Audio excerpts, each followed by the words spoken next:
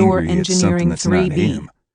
The entire It's just a cruiser kitty. shuddered and listed, No one should go causing the killing two of them kitties. to stumble to the side. It's a Trina kitty cursed big under enough her to breath. have eaten them both Kaida, and keep gone the looking for psychopath seconds. synced with the It's a killer Oxenham. with Don't whiskers. let that umbilical corridor Tommy's break. smart enough not to say On any it. of that. Don't do that He again shakes if his you head can and help it. says, Roger that. I don't think fair Emery counts eyed for her much as the out two here. of them got their collective balance. Tommy, That was a what if whatever dumbass hurt move. the kitty is still hungry? Maybe.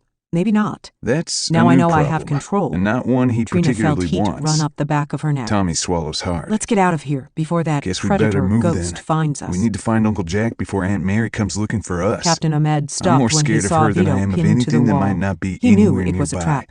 Instead, he Annie aimed his wipes her weapon, cheeks with looking for the vicious swipes blurred of her air, hand and switched his mutters comms darkly, to crew only, "I hate cutting them." Gunner from the conversation. Those are Vito forbidden is done. fighting words. Gunner is about to go. Tommy Trina, can't do what's your anything but status? nod agreement. I'm in and getting whisper, control. I "So need do just a I." couple.